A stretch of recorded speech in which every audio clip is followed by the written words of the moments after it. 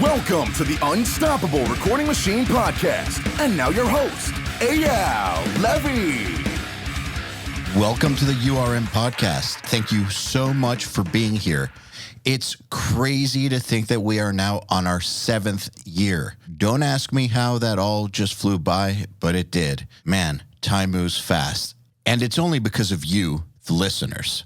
If you'd like us to stick around another 7 years, and there's a few simple things you can do that would really help us out. I would endlessly appreciate if you would, number 1, share our episodes with your friends. Number 2, post our episodes on your Facebook and Instagram and tag me at EYAL Levy URM Audio and at URM Academy, and of course, our guest. And number 3, leave us reviews and 5-star reviews wherever you can. We especially love iTunes reviews. Once again, thank you for all the years and years of loyalty. I just want you to know that we will never charge you for this podcast, and I will always work as hard as possible to improve the episodes in every single way. All we ask in return is a share, a post, and tag us. Oh, and one last thing. Do you have a question you would like me to answer on an episode? I don't mean for a guest. I mean for me. It can be about anything. Email it to me at eyal@urm.academy.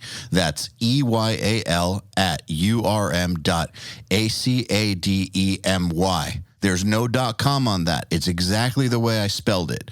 And use the subject line, Answer Me EYAL. All right, let's get on with it. Hello, everybody. Welcome to the URM Podcast.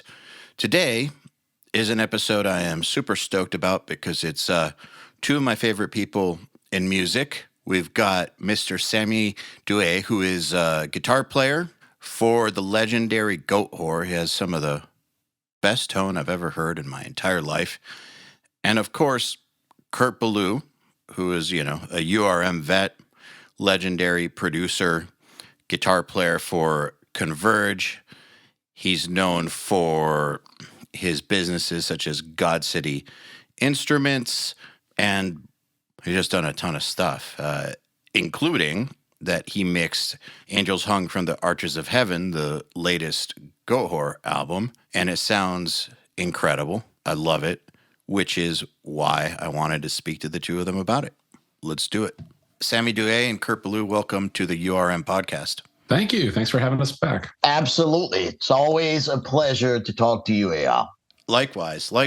I want to say I don't really fanboy on this podcast or anything, ever, but I really do love the work that you guys did together. That's why I wanted to do this, because I like all the Goatwhore stuff, but since I've toured with you so much, I know what you guys sound like live, and I always felt like that was never quite captured. Your records sound good, but it was never quite the Goatwhore that I've seen 150 times. I never heard on record, and then I heard this mix and was like, yes, finally. Oh, yeah, thank you. We worked hard on it. It's all Kurt's fault. I don't know about that. I feel like it's all your fault, pushing me. I knew you had it in you. So to be honest with you, Kirk, and I told you this before, this is the sound that I always heard in my head that Goatwhore should sound like. And I'm not talking trash about any of the guys that did any of our other albums, because they did fantastic jobs with them. But there was always that thing that you do that you can't explain, that only you know. It's something that's inside your brain that you achieve with all these bands that you work with that bring this. It's the only way I could really describe it is it's raw, but it's polished, if that makes any sense. Raw and modern at the same time, which is hard. It shouldn't exist in the same world, because you imagine modern to be that hyper polished kind of stuff that my partner Joey would mix or something, or a Zach Cervini style mix or something, just stuff that you would hear that's hyper commercial or something. You think of raw as sounding like shit often. But so when you have awesome modern and raw at the same time, it's these two things that shouldn't exist. But Kurt, sounds like you have an opinion on this. Oh, I was just going to say, my musical life has always been a total fucking paradox. I've never allowed myself or even wanted to fall on either side of the fence with regards to anything modern or vintage or classic or hardcore or punk or metal or whatever. Like, I don't care about any of that shit. Like, I just want to do what moves me and what makes me feel something. And that causes me to just sort of always exist between worlds. And I think, whether it's my band or whether it's my productions and stuff, that's just how it's always been for me. And I'm comfortable with that type of music that isn't boilerplate. I'm comfortable faced with a challenge of like finding the cracks between things and exploiting those rather than like finding how to put something in its lane. Like, there's people that are much better at me than doing that sort of thing. But where I think I excel is like at, finding the space between other things. So finding the space for this, though, sounds like there was a lot of pushing to get there. Yeah, I mean, Goatwhore is definitely a band that exists between worlds. And, Sammy is a very unique player and a unique person. And to give him some sort of boilerplate sound wouldn't be appropriate. It's not what he wants. It's not exciting and it's not fun for anybody. But yeah, like he was saying earlier, words are clumsy, right? We've got ideas in our head. We've got these sounds we hear in our ears. And we've got to take that stuff. We've got to convert it to words. We've got to explain it to somebody else using those words. And they've got to take those words and then somehow convert that into a meaning and then take that meaning and then like get it out on gear. There's so many translations involved that it's a challenge, and it takes a while to understand each other, and it takes a while to go through all sorts of different experiments before you find the right thing. Sammy, on your end, do you remember at what point it started to click with the mixes? Kurt had sent us some rough mixes early on. It just sounded really good. Then we started getting into like, okay, we got to get serious with this now. There was a couple of things that needed a little bit of adjusting, but I mean, it wasn't much. It was relatively painless compared to some of the other records I've made, trying to explain the sound that I'm hearing in my head of how the record should sound to other guys. And I knew that Kurt could do it. Let's just put it that way. And I knew that was our guy. I mean, we tried to work with him on the last record before, but scheduling didn't work out. Like Kirk said, it's really, sometimes, it's hard to explain what you want with someone else understanding what you're explaining I have no knowledge of doing any sort of mixing or anything like that. I wish I did. That would make things a lot easier on my part to explain where I want things to go. You know what I'm saying? That's actually why I started recording. Like, I was just a guitar player in a band and I felt like I didn't have the ability to express myself. So I thought that if I started like learning about recording, that when I was in situations working with a recording engineer, that I'd be able to explain myself better. How did that work out? Well, I since realized that trying to communicate with someone in their language is not, like, when you're a novice and they're like an expert, is not always the best way to communicate yourself. Like, it's better to just kind of communicate your goals in words and to provide examples than it is to try to tell someone like, I need a dB and a half less 2.2 kilohertz, when you don't necessarily understand all their gain staging and what they're going for with all the other instruments. So I would say that the people that I find most frustrating to deal with in the studio are oftentimes like people who are recording people. That makes sense. They're trying to talk in the same language as me, and it's usually easier for me to just like talk in terms of feelings and provide references of sounds and stuff like that than it is to say like, to use like a plug-in or a piece of outboard or something that somebody likes. They're like, well, I really got the sound that I liked one time using like microphone X or cabinet Y or compressor Z or whatever. It's like everything's different on every single day. The way you chain everything together, the way it's all gain staged, the signal path, how it interacts with other elements of the mix. Like, there's never just like that solution that worked in one instance is not necessarily going to work and probably won't work in another instance. So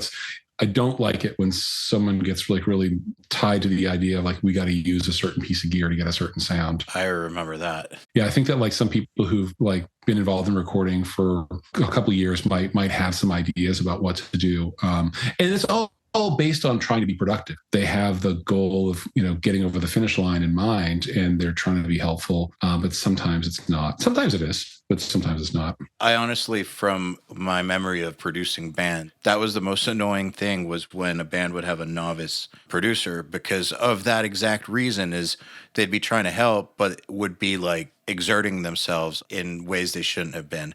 Microphones, outboard gear. I mean, I think honestly, sometimes that stuff's cool though, because like a lot of times there's decisions that are just arbitrary. And you got to make a decision and then build upon that, like listen to whatever's going on and then build upon whatever decisions have been made previously. And so like if somebody comes in and they tell me like, we're definitely using this guitar, or like, we're definitely using that mic, oftentimes it's like, okay, fine. If that makes you happy, we can use that. And then we'll just continue to make decisions and build upon that based on what we came up with originally. Do you think there has to be some sort of like, I guess, subconscious alignment in terms of aesthetics go? Because Sammy, you're talking about trying to explain stuff to someone who just won't understand. And I've had that experience too in Doth, of like having people mix us where they're good. They know how to mix. It's not an issue of them knowing how to mix or not knowing how to mix. It's not an issue of us being a good band or not being a good band.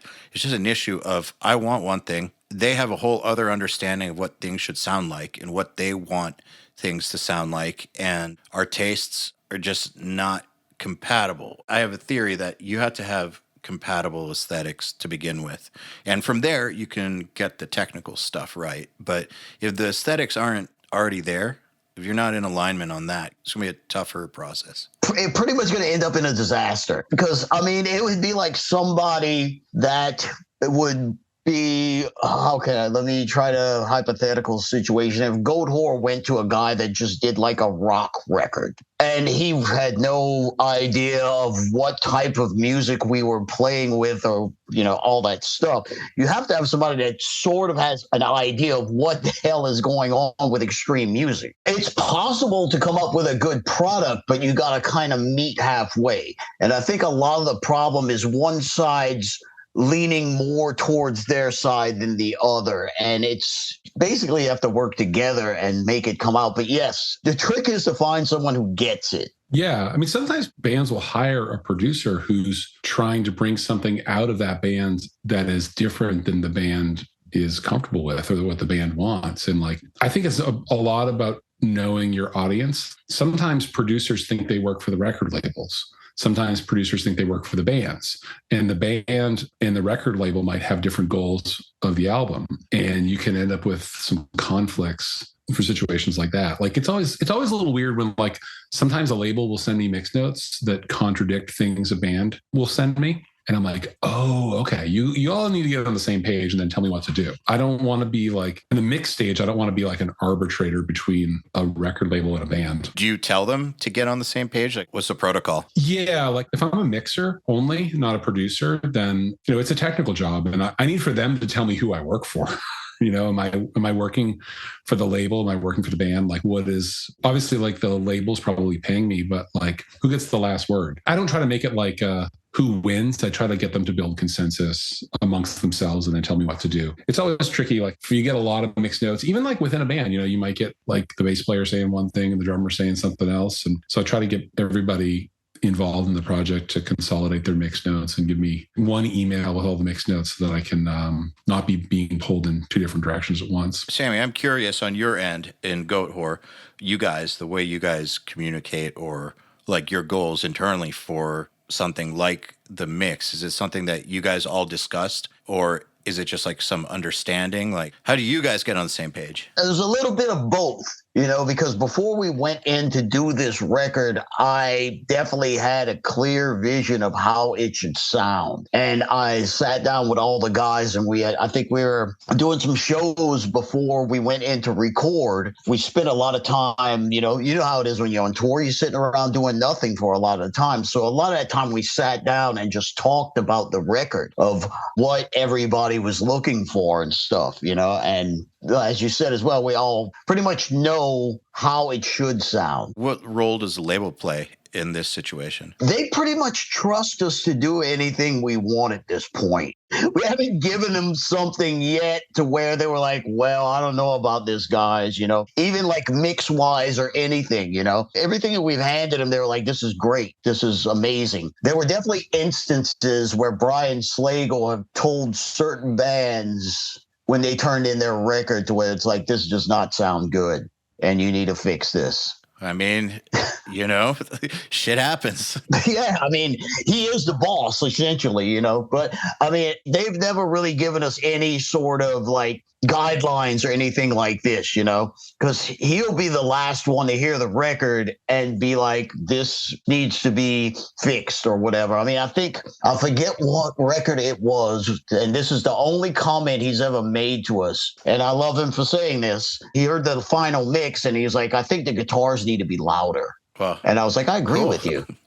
Yeah. That's a mix note I can get behind. That's the only comment they've ever given us on a mix ever. I think that like most of the metal labels are relatively hands-off. It's more odd for them to try to exert the kind of control that like a pop label, from my experience, metal labels tend to know who they're signing and trust who they're signing for the most part. That's when they get to make the decision. Yeah. I'm sure if we turned in a fucking record that sounded like it was recorded on a 4-track and said, this is what we're going for now, they would definitely be like, no. Yeah, and fair enough. Sometimes like things like weird like bait and switch things happen where like a band gets signed on a demo that's like where they worked with one producer and maybe the label and maybe the band even didn't realize how much work behind the scenes the producer did. And so it sounds one way and then they go and work with someone else and it sounds completely different. And the label's like, whoa, this is not what we signed up for. Like I can understand that stuff. Yeah, totally. Yeah. If you're getting signed off of a demo and the label really, really is into that demo, like whatever you were doing, the urge to like quote unquote upgrade, they should really think that through because what you're signing is a product of everything that went into it.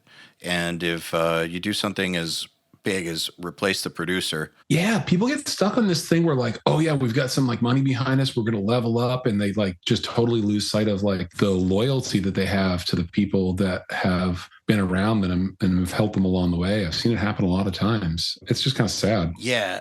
Before we did this record, the management and the record label were trying to, well, I wouldn't say they were trying to push this guy on us, but they were suggesting that we use this guy and he shall remain nameless.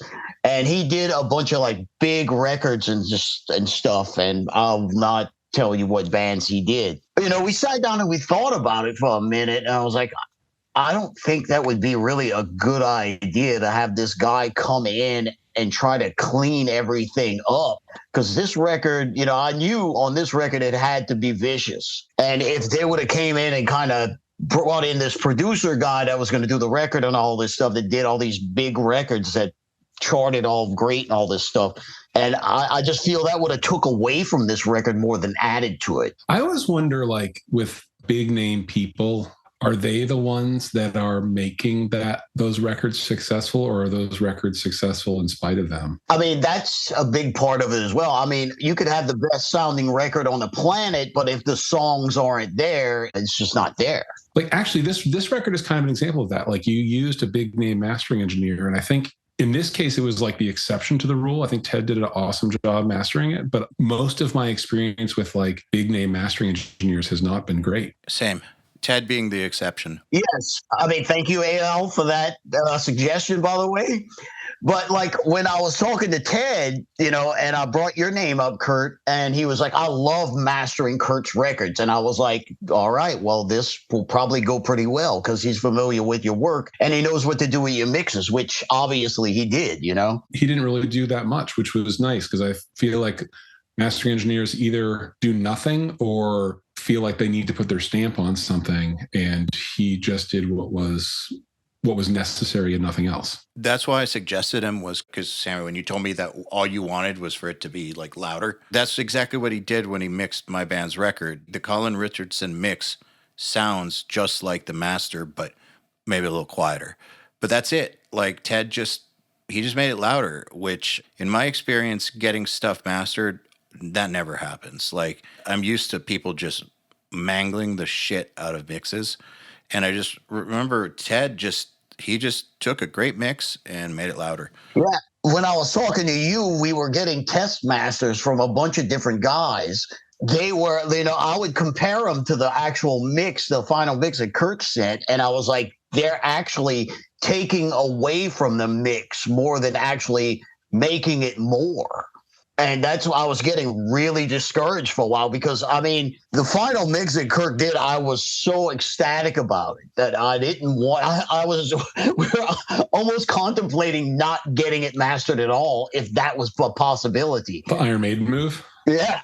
Did they do that? I forget which record it was. It was probably about 10, 15 years ago. They put out a record where they like made a big to-do about not getting the record mastered. I don't know if they actually know what they're talking about. I never really bothered to look at the liner notes, but maybe it's just like the mix engineer like mastered it or something as part of the mixing process, or I don't know. It never sounded like a quiet record to me or anything like that. In the marketing speak, they were like, we didn't get our record mastered. Yeah. I mean, technically they had to if it got reproduced. So it has to, right. It has to be, it got manufactured. Yeah. It was like in some way mastered.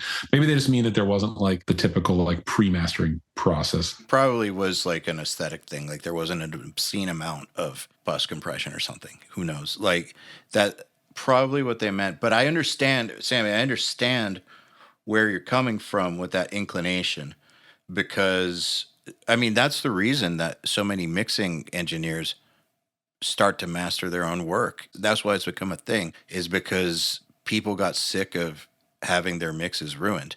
From my understanding of where the trend of mixers mastering their own stuff, where it originated from enough people getting sick of giving their stuff to a big name dude and it coming back sounding like shit. And I think that happened enough times to where people were like, fuck it, I'm just gonna learn. My problem with like the big name mastering engineers has not been so much like it sounding like shit. It's just that when you're mastering huge budget projects and then my little thing comes along, I feel like my project is just like a small fish in a big pond kind of situation, where like I did a record a couple of years ago with another, big name mastering engineer who's like a peer of Ted's.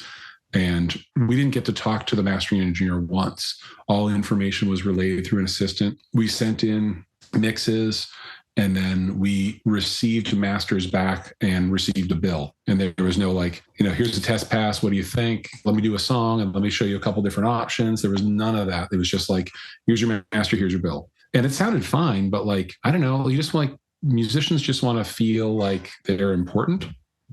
And that the work that they're doing, that the art that they're putting on an album is valued by the people that they're working with. And you just need like a little bit of attention in order to feel like that's the case. And, I haven't gotten a lot of attention from big name people, whereas like sort of like the mid-level people that I usually work with are great. And they're going to put a lot more effort in. The projects that I send to them are important to them. They're going to put the effort in, and they're going to listen to me when I have suggestions, and they want to hear that. I want to clarify something I said. By it coming back sounding like shit, I didn't mean that it actually sounds like garbage. Like if someone never masters extreme music and they master like pop all day, the low end is going to come back a little weird. And if you're not getting any revisions, then you're stuck with a weird low end that you paid thousands of dollars for. That's the other thing, is it's expensive. Yeah, it's expensive, no revisions. And this kind of music, you need revisions. Like you just need revisions. Yeah. And then the thing about the revisions too is usually mastering engineers' first instincts are usually really good.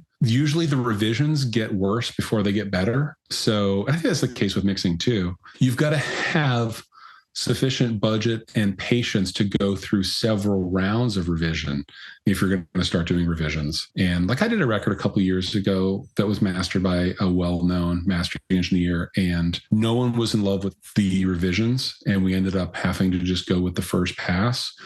And that was because of like a schedule and a budget constraint. I mean, I know everything's on a budget and everything's on a schedule, but it's not like a fun way to make a record where like mastering is finished when you have given up, not when everybody's excited. Yeah, it's a bum out situation. Also, I think it's an old school thing, the revisions thing. Yeah. And so lots of the big name people are older. They've had, they've worked long to get to that position. They come from the older music industry. Well, artists weren't even consulted. Yeah, but on mixes too. Man, I've heard of no naming names, but a mixer that is one of the biggest out there. We all know who he is, and he's great. Someone I know just had him mix a record, and we're talking tens of thousands of dollars for the mix. They wanted revisions. The dude flipped the fuck out over the suggestion of revisions. Flipped the fuck out, like screaming phone call. Like, how dare you? Yeah, it's just not, you just can't have that attitude if you want to work with people. It's old school music industry, man. I just listened to a podcast with John Frusciante like a couple weeks ago, and he said that the Chili Peppers were not involved in the mixing of Blood Sugar Sex Magic. Wow. That's insane, right? Yes. I mean, it's the producer was obviously, but like the band wasn't involved. Or at least that's what he said in the interview, which just it's insane to me. That's terrifying. Yeah. Right?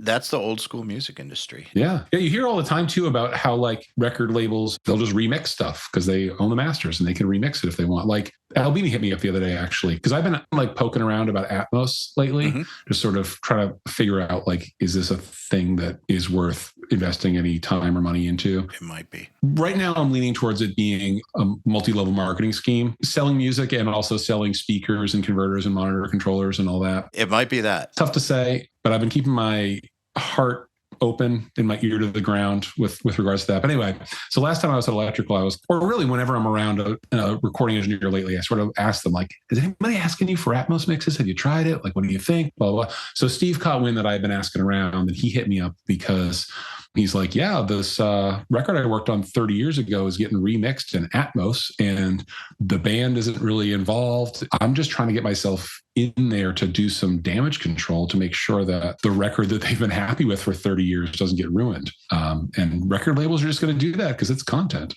It's very possible that it could get ruined. So we did an Atmos Nail the Mix. Oh, you did? Oh, cool. Yeah, we did it with Carson and Grant, and actually Dolby took part in it. So it was a 2-day thing. Like day one was the regular stereo mix, and day two was the Atmos version. Interesting. Dolby did like a 2-hour presentation at the beginning where I guess the dude that runs their education outreach department, he came on the stream and explained how it works to make sure that everyone knew before Carson and Grant did the Atmos mix. Like that way we're all kind of on a level playing field as far as understanding goes. I'll have to watch that one. It's interesting. So the mix did come out in some ways cool. Like in some ways is pretty cool. And I've come to the conclusion that Atmos, like the potential in it isn't with stuff that's already been recorded. It's with stuff that's going to be arranged and produced with Atmos in mind. Kind of like when a movie mix is being made for an Atmos theater, is being made with that in mind. Like if you're looking at a 30-year-old record that people were thinking vinyl or something, it may or may not work. But if like the actual musical arrangement is meant to be immersive and all that, I think that that'll be when that makes sense the most. And then the issue comes up of, well, which artists are going to, A, care enough, B, be able to afford the time to arrange the music like that, a producer who will be able to take the time to produce like that. I see that as being the blocker for at least heavy music. Yeah, I can only talk about it in abstract terms right now because I haven't really used it yet. But like, as I understand it, there's sort of two approaches. There's like the positional tracking, like gamer approach to it, which I don't think I like that, but I like the idea of like being in a stationary position and mixing in terms of objects and the music and reflections being all around you. I don't like the idea of, I don't know if you guys addressed this on this, but the idea that like when you move your head, the mix changes, the way that some of like the game technology that Atmos is leveraging works. That's not the true Atmos. That's like, oh, okay. It works with Atmos and it's it is Atmos, but it's not really. I guess that's like the way that it works in headphones and stuff isn't what it's meant to be. It's meant to be an immersive experience. And so like when you put on like AirPods and they do the positional thing and it gets phasey. I don't like that. Yeah. I don't think many people do. They're trying to simulate what Atmos does. It's like a simulation of Atmos with varying results, but especially with music, it's going to sound crazy because of the phase shit going on. Like sometimes I've watched movies with it where it's kind of cool because you turn your head and that explosion is still in front of you or still behind you. Like that's kind of cool, I guess, like for a game or for a movie. But for music, it's a phase nightmare. Yeah. I mean, as a mixer, I'm trying to present a complete mix, complete piece of art that is meant to be listened to in the form that I'm presenting it. So it's like the music is voyeuristic. I don't want it to be interactive. I want it to be voyeuristic. Just like, imagine like you were like directing a horror movie and you gave somebody, I guess you just have to do it in a completely different way. Because if you give them like Oculus to go watch a horror movie and they can look around the corner to see like, oh yeah, there's something about to jump out of the corner. Like it screws with your storytelling. And I think mixing has a lot to do with storytelling. So I want it to be voyeuristic and not interactive so that I can be in control of how that story is told. That makes perfect sense. I am curious, just Sammy, from your perspective, do you have any interest at all in having a Goatwhore Atmos mix? I have no idea what Atmos is. There you go. But I think that's most people. so probably not. I bet you do know what it is, though. Sammy, why it's relevant to you right now is that there's not a ton of music content in Dolby Atmos. And so it was probably a year ago. So like labels started pushing to get Atmos content because that content gets prioritized on streaming services. I see. If people want to listen to immersive music, they don't have as large of a catalog of music to listen to. So what's available in immersive ends up more strongly positioned. So, record labels are always kind of thinking about the shit that we don't care about, like selling records. And that's just a way to get a little more traction on their stuff. I see. Until they have to pay for it. Yeah. Yeah. A little detail. I'm saying that on behalf of my friends who have Atmos rooms. Like they say that that's always the problem now is like they spent all this money on this Atmos room and like it's all exciting till the label realizes they have to double the budget. And then it's like, about that. Maybe not. I would maybe have to experience it to fully understand what it is. When's the last time you went to a movie? Jesus Christ, dude. It's been at least 15 years since I've been to a movie theater. Really? Wow.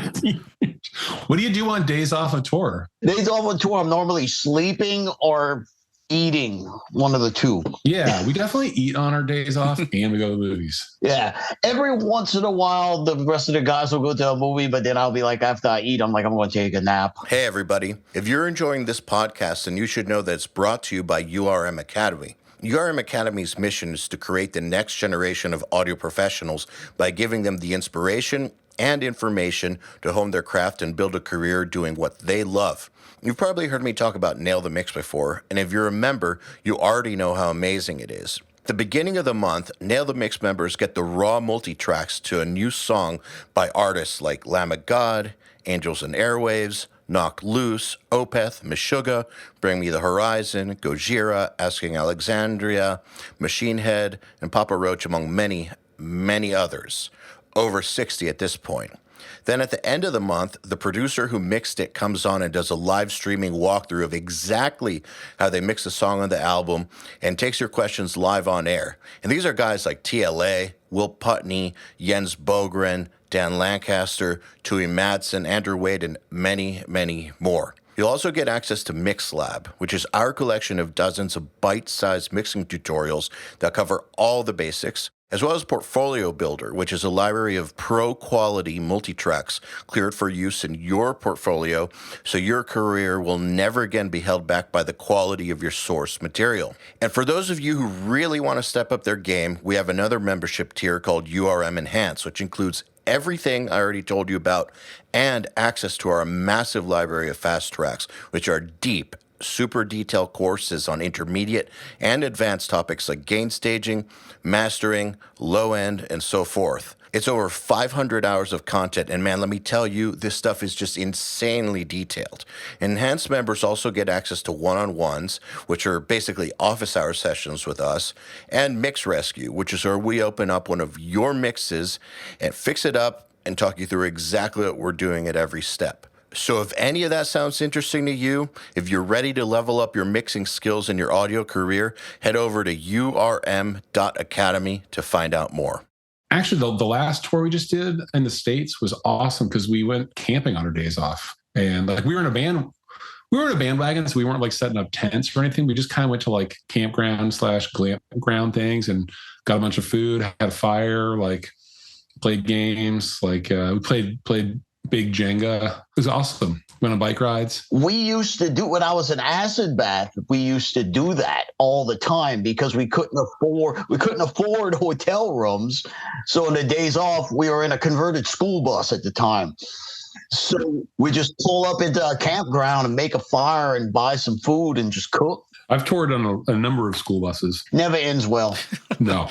The first one we had, we actually, this was my mom's idea, actually. We had a hammock hanging down the middle, like right down the middle aisle of the school bus. There was like a hammock. So if you got up there, then obviously there's no air conditioning. So you open up all the windows. Now you've got like air flowing over your whole body. And it was the coolest place to be. That's a great idea. Thanks, Mom. A school bus should never be converted into a tour bus because, those things are meant to drive around neighborhoods and not across the United States. And all sorts of problems happen that are very expensive. We didn't realize one of our buses had a problem with, there's like a switch on the rear door that's tied into the ignition. So if the rear doors open, they won't turn over.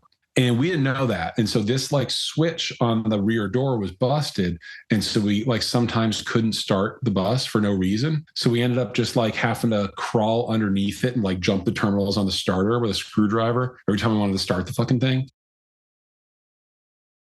That led to a number of problems. Got stranded in Eastern Oregon once. You ever try the vegetable oil thing? I never have. That sounds like a total disaster. Like I remember when that became a thing for like 2 months where people were like, we're going to convert it. Well, that's how Green Vans started. Oh, vegetable oil? Yeah. The company Green Vans, like like Ford just doesn't sell the diesels anymore. So they had to stop doing it. But their original vans were diesel vans that ran on veggie oil if you were able to get it. The company grew to the point where they couldn't keep doing that. And now they're just like one of the biggest rental places in the States for vans. Interesting. Because like from what I understood, the reason that it crashed and burned generally when a band would try to do this is because where are you going to get veggie oil? They'd have to get it from dumpsters. Restaurants. Yeah, from out back, which is not legal. And you got to do something different every day. Exactly. All those things also run on diesel. See, I did not know that. They'd have a little petcock or whatever, stopcock under the dash where you could convert. The oil tank and the diesel tanks were two separate tanks. That was the other problem. You lost cargo space because you had to have a separate oil tank from your diesel tank and a separate like fuel filter system for the oil and a heater and a filter for the oil. So like you basically were driving around with two different fuels, but you wouldn't get stranded because you could run them on diesel. Maybe the people I know who did it were just idiots. Well, they're musicians. Yes, aren't we all? Yeah. I want to talk about guitar tone some before we end this because I know, Sammy, you're nuts with guitar tone and the guitars sound great on this. I want to know how into it you guys got. Like, first of all, what is the main rhythm tone and what was the process there? Well, I just stick to the tried and true Randall. That always sounds good on everything I use it on. Which model is it? It's called a VMAX. They only made it for like a couple of years, and it's like a hybrid head to where the preamp is a tube preamp, but the power amp is like a solid state power amp, but it's the way they designed the power amp. It reacts like a tube amp. It's very strange, but it's like the thing I like about those amps is that most solid state amps, you can't get them like to ear bleeding levels. Like a JCM 800, you could turn that up and it's like painful. For some reason, they did the power amp in that specific Randall to emulate the JCM 800. So it's a solid state amp that is like painfully loud. So it has a shitload of headroom in the power section. But I just used that one and we stuck with the same old thing that we always use. It's just the Randall head through a Randall cabinet and a Digitech Bad Monkey for an overdrive. So the same rig The same rig you've been seeing for years. Yes. You play. Yes, that one. That's great. What speakers? Well, we use Vintage 30. Classic. The same ones that have been in there, they probably need to be replaced very soon. We use that, and I think we blended in an Omega head just to kind of fill in the mid a little bit more. Interesting. And a thing that we did that we experimented with is that we were trying different pickups. Because what we did was we stuck to my main shit that I've been using for years, which is the guitar. It's an ESP custom, but it has a Seymour Duncan active blackout metal in it, which is a really hot pickup. And for some reason, that pickup works really well with the Digitech Bad Monkey going into the Randall. So we did like 2 tracks with that. Then we did another 2 tracks after that. Like physically quadded? Yes. There's 4 guitar tracks and I played all 4 of them. Then all we did differently is the same rig, the same amp and same cabinet. We plugged in my signature Michael Klein audio Dybbuk overdrive pedal with a Lawler DB pickup.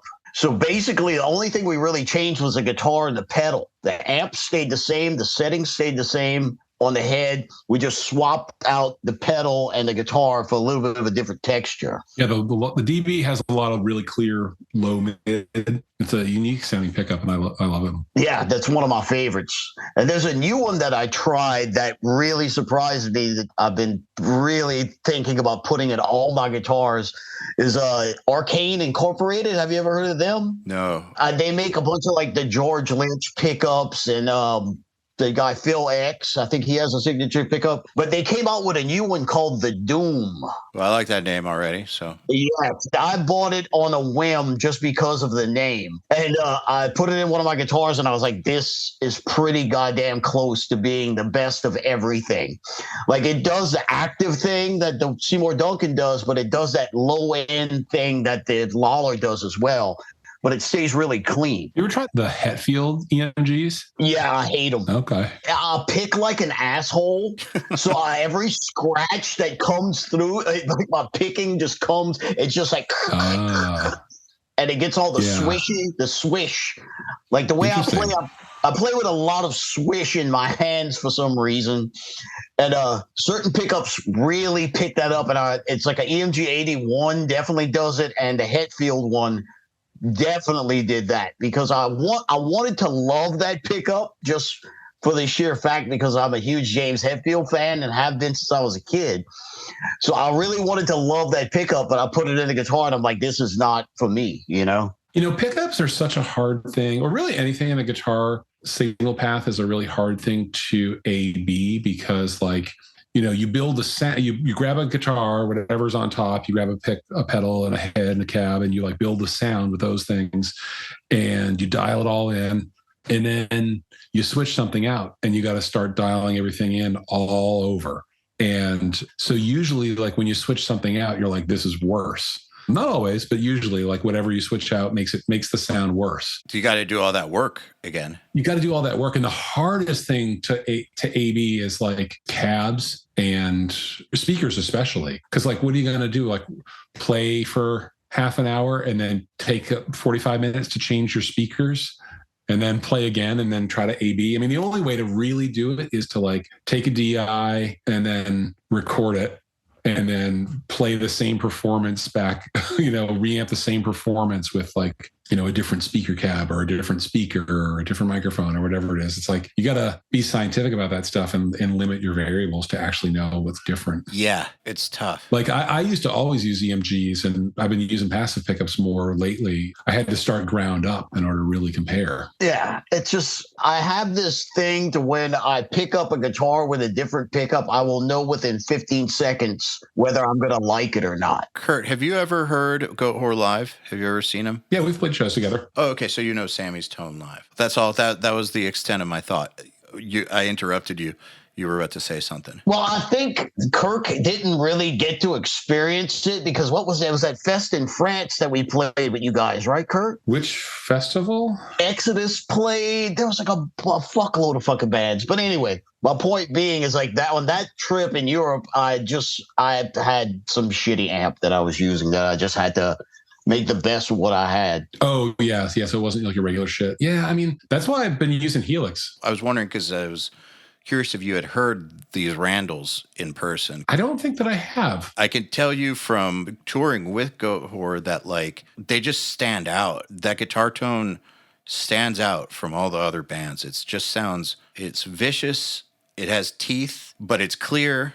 It's like everything. Is Randall from like Louisiana or something? What's the deal with Louisiana and Randall? That would be fantastic, actually. But I think the whole thing with that is the whole connection of the New Orleans bands with the Randalls is that at the time, I guess there was like a big Randall dealer here at some point in like the 80s.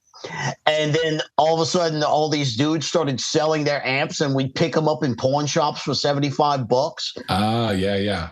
So you just cheap backup. Exactly. And I mean, it's a crowbar sound that Randall is. And the same thing with I Hate God, you know? It's funny, like everybody who uses solid state amps kind of has a whole shitload of them too. The guys in Drop Dead, like Ben has like this one, I forget which model, but there's like one particular crate he likes, and he's got like literally like 20 of them because 19 are broken at any given time. There's some of them that aren't very trustworthy as far as dependability goes. Yeah, but if they're cheap enough to be disposable. Yeah, that's why, you know, I mean, Kirk from Crowbar, dude, he has like a ridiculous amount of those things. Like he has a wall of just head that he's like, I'll pick this one up on tour for like $75 in a pawn shop. But he's been using orange lately, right? Like the CR120s, I think. He was using the orange for a while. Then he plugged in the Randall again and said, oh, I missed this, and just started using the Randall again. The oranges are cool, though. Have you tried a quilter? Yes, I have one. Yeah. What are those? You don't know a quilter? No. Oh, my God. It's like a power amp, basically. Well, they have a lot of different models. The one that I use is the OD202. Like QUILTER? Yeah. So it's Pat Quilter, who is the founder of QSC,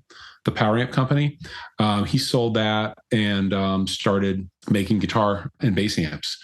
And they do have products that are just power amps that are like pedal board sized power amps. So if you go basically from your pedal board right to a cab, or they've got, you know, combos, they have heads, but the heads that I use are, I mean, I don't know, they're like maybe 8 inches. They're tiny. Wow, that's convenient. And they're light. And they are indestructible. So I played a show a few months ago in Austin, Texas at noon with the sun beating down outside, with the sun beating directly on top of the amps and with them played wide open. And when I was done, you could literally fry an egg on these things. And they didn't care. They just kept working. You can plug them into 100 volts of line power. You can plug them into 240 volts of line power. They don't care. You can plug them into a 4-ohm cab. You can plug them into a 16-ohm cab. They don't care. Like, you can just abuse them and they keep working and they sound great. And, you know, it may not be your dream recording amp, but like for live, like they're loud, they sound great, they don't break, and they're light and portable. And it's really an awesome touring amp. Good to know. And so like, well, lately I've just been using them as power amps. So I play like a Line 6 Helix live. And so I'll just go into the power amp in on my things. But if I didn't have that, I would still just use those things and, you know, have a regular analog pedal board in front of them. And because you can just throw them in your pedal board case and fly all over the world, and doesn't matter what kind of shitty backline you get, you can still have your sound. Good to know. Like, these are things that are now on my mind again. So yeah. And they are loud as hell. Good. Yeah. Like really fucking loud. Like, it's insane. They're still a young company too. So they're still like listening to players, and they're still always coming out with new products all the time. And, you know, I do get to talk with them once in a while and kind of chime in on a wish list of things that I'd like for future products and stuff like that. So it's a cool company worth looking into if you haven't. I want to hear a little bit about, well, two things. Number one, I want to hear about your experiences with the Helix. And then number two, Sammy, I want to know if you installed those neural plugins, and if you did, what you thought of them. All right. So Line 6 Helix is cool. One reason I started to explore it was Ben Adrian, who does a lot of the amp modeling at Line 6, is like an old Midwest noise rock guy. And all those people are just total tone hounds. So I figured if it was good enough for him and if he was working on it, then it's worth me exploring. I love it because it's a whole family of products. There's a version that's just effects. They've got a version that's sort of like a scaled down, small, super portable version. They've got the regular Helix, which is what I use. They have Helix Native, which is a plugin, and all of the stuff is compatible. It all looks the same. When you use the desktop editor for the Helix floor unit, it looks the same as the Helix Native plugin. You can create plugins in your DAW using Helix Native that you can send to your pedal board. Everything plays really nice. Wow, that is a huge deal, actually. Yeah. Another interesting thing about Helix Native is that it sort of does like a hard cap of DSP so that you can't build a preset that's any deeper than you can build using the floor unit, which is nice. So you don't get yourself into trouble like where you've built something that you can't translate to the floor, even though your computer has greater DSP than the floor unit. There's a large array of amp sims, and cabs. You can obviously load third-party IRs, but what I love it for is the GUI is very intuitive. The routing is infinitely flexible. And there's also a bunch of different modes that you can run it in. So Converge has always been, since we've been a 4-piece, we've always been a 2-amp band. And so I'll have 2 different amp sounds that are hard pans. And I do this in Helix also. So my signal path in Helix for Converge is, mono guitar in, it auto senses the impedance of the guitar, and then like gates, distortions, EQs, compressors, delays, all that stuff. And eventually the signal gets to become stereo, usually from like a ping pong delay, followed by a stereo reverb. You can assign the switches in any way you want. And I have like my delay and reverb switching together, for example. I don't have to have 2 switches. And then once it's been split to stereo, then it goes into a looper so that I can then basically like overdub parts. So if I want to play 2 different guitar parts at the same time, I can record it on one side and then play and mute the input to that side as I'm playing it, and then play over the top of that. Those 2 signals go through 2 different amp models and then out 1/4-inch sends before it gets to IRs. So the 1/4-inch sends go to the Quilter power amps on stage. So I'm using regular guitar amps, regular guitar cabs on stage for stage volume. That stuff is not mic'd. And then it goes to IRs, and then IRs to front of house. So and there's also a pseudo doubler on one of the amps. So the right side is slightly delayed and detuned to broaden the signal to open up the center channel for the rest of the band to live in. So we're not fighting for space in the center channel. That works out really super well. And I run Helix in what's called stomp box mode. So it's just one preset for the entire set, and I press pedals. Oh, nice. Like I would on an analog pedal board. Only I have the switches assigned so that like I have a gate before and after my distortion pedal. So I'm gating. The gate is sensitive to the swing of the guitar incoming signal. So it's clamping down before the distortion, but it's also clamping down after the distortion to kill any hiss that's added because of the distortion. So, but those are both switched with one button. And then, like I said before, like my delay and reverb, those things turn on together. And then for like syncing up reverbs or delays with a song, I just use tap tempo. So that's really straightforward. That required a bunch of upfront work to get it set up, but like once it's set up, now it's like very consistent from day to day everywhere we go on stage, and it's like one less thing for our sound guy to worry about. Now for the Blood Moon version of Converge, that stuff is like a lot more complicated, and for that I have Steve Brodsky, who also plays in that version of the band. He and I both have Helixes. We both have full stereo rigs, but for that band we use it in preset and snapshots mode.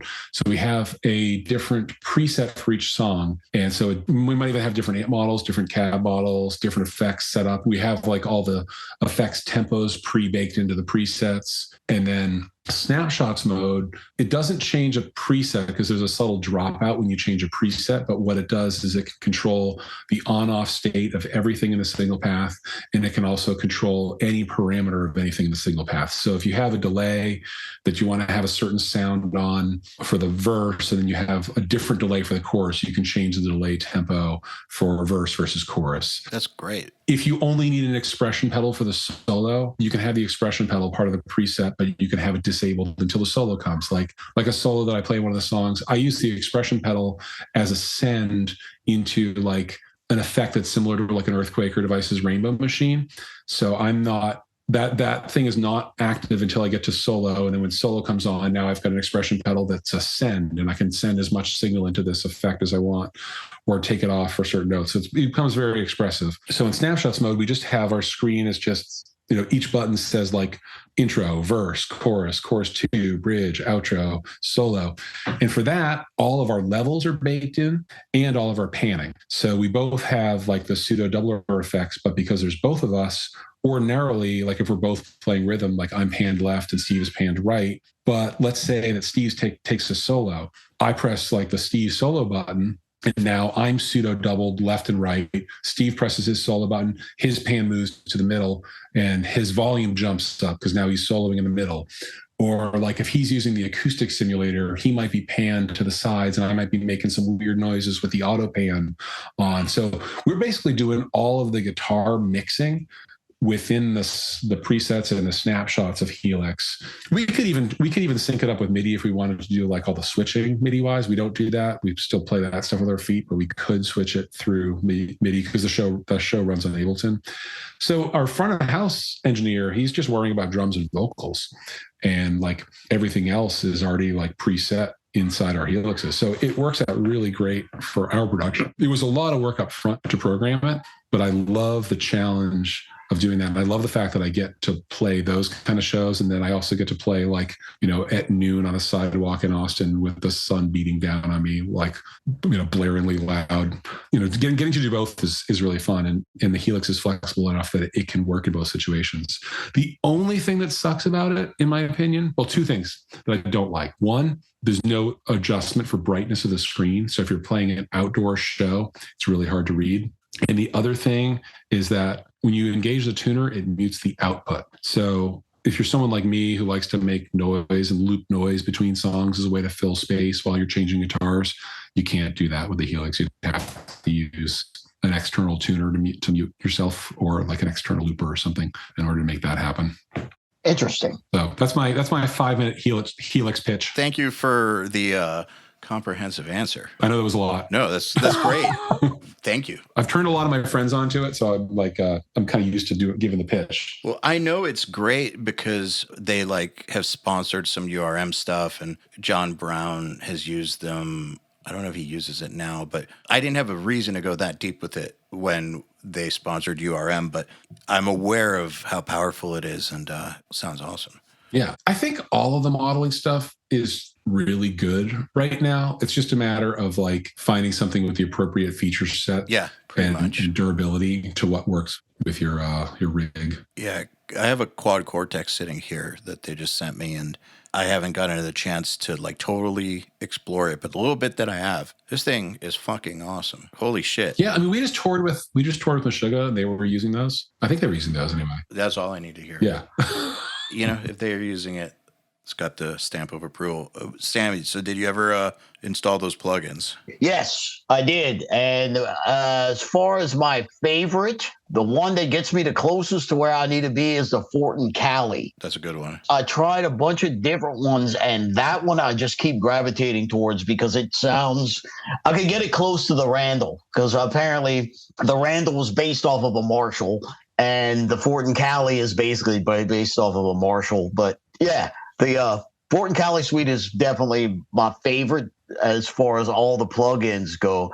And when I'm demoing stuff at home, when I lay the bass tracks down on the songs, I use the parallax on the bass because there's some sick bass tones in that one as well. Yeah, it's pretty awesome, man. So when I started playing again, at URM and stuff, we've been talking about this stuff, but I hadn't played through it. When I started playing again, I had it all sent and was like, holy shit, this stuff has gotten a lot better since before. Like when I stopped playing, Amp Sim sucked. Now I'm back and they're great. Yeah. It was shocking how much better they are now. Yeah, and it's like with the thing with the neural stuff with the guitar plugins is if you want to go down that rabbit hole as far as like going into different cabinet simulations and shit, you can always load that shit in. And you could have an unlimited supply of cabinets, as granted that you have a good sounding cabinet sim. You could just make it pretty goddamn close to how you want it to sound. It's pretty shocking. Sammy, have you ever tried the 2 notes stuff? No, I heard they're fucking awesome though. Yeah, it's really cool, and you could use your whole Randall rig along with that. That's what I was looking into because I have like a pretty good collection of like old Marshalls and stuff like that. And to record them at home is basically, that's not happening unless the neighbors are going on vacation or something. So I was looking into the 2-note stuff to where I could run a tube head through that and not damage it. Yeah. And just have it go straight into my DAW and be like, wow, But I haven't gotten a chance to try one out yet, but I heard great things. Well, there's like a little hack to that where you can basically, like, it's not, you don't even have to go through the whole process of making an IR, but you can use, like, I think it's the Reload. They're like reactive load box. So the way that's intended to work is it goes between your head and your cab, or it goes in place of a cab because it's like, got a big resistor in it and heat sinks and stuff, and can dissipate all that wattage going into it. It lets you record a signal basically right out of the back of your head into your DAW. So you can do that, but you can also record out of the cab. So like next time you're recording a record, you could take one of those things, put it between your head and your cab, mic up the cab, get the sound of the cab mic'd up and record that, but also at the same time record the non-cab version of the head. Right. So now you've got, say no cab on the left, cab on the right, but it's the exact same performance. You can match the non-cab thing to the mic'd up cab and just save an EQ profile. And that sort of functions the same as an IR without going through the whole process of creating impulse. Interesting. If you save that preset, you just have that sound in your library as like here's one of the times my cab's been mic'd. And with this amp, and plug it right in. I'm a caveman when it comes to that kind of stuff, man. Yeah. It's just amazing how many different things you can do and how many different ways you can do it now. And so many good ways too. I'm definitely trying to learn all this stuff and try to get involved with it. But then, I kind of get lost and I'm like, I have no idea what's going on here. In some ways, I feel like going so deep in this stuff has like caused my guitar playing to suffer, because I'm spending so much more time like fiddling with knobs than I do with playing riffs. That will happen. I mean, it's kind of scary, That's why I kind of shy away from a lot of that new stuff, where I just kind of stick to what I know works for me. Yeah. I can tell you that this time around, I'm being very disciplined about that. I'm like purposefully not going too far down those rabbit holes so I can focus mostly on playing, just because that's exactly what happened. The more I got into recording and everything, my playing just took the back seat, because there's only so much time. You tend to be, I guess, better at your craft if you're specialized. I just get bored by it, though. Fair enough. Like, I guess I'd rather be a jack of all trades, master of none, than like master of one trade. So I got bored too. But I think that because it's been so long and like fully back at it, there's like years of like build up to just playing, and it's not boring at all. But back then, it did get a little boring, and that's why I wanted to like record and wanted to go down several rabbit holes for that reason. It's hard to earn a living performing music. Oh yeah, that. As you know from being in a band, you're the last person to get paid. Everybody gets paid before the band does. So, if you can find a career path that's outside of performing music, or that's but still adjacent to it and still involved in it, like that's, I think, a little bit more sustainable long term. Yeah, in most cases. Well, dudes, I want to thank you both for taking the time to hang out. It's been a pleasure, as always. Yeah, not a problem. Good seeing you all. Yeah, thank you for having us again. This is awesome. All right, then. Another URM podcast episode in the bag. Please remember to share our episodes with your friends, as well as post them to your Facebook and Instagram or any social media you use. Please tag me at EYAL Levy URM Audio, at URM Academy, and of course, tag our guests as well. I mean, they really do appreciate it. In addition, do you have any questions for me about anything? Email them to me at eyal@urm.academy. That's EYAL @urm.academy, and use the subject line, Answer Me EYAL. All right, then. Till next time, happy mixing. You've been listening to the Unstoppable Recording Machine podcast. To ask us questions, make suggestions, and interact, visit urm.academy and press the podcast link today.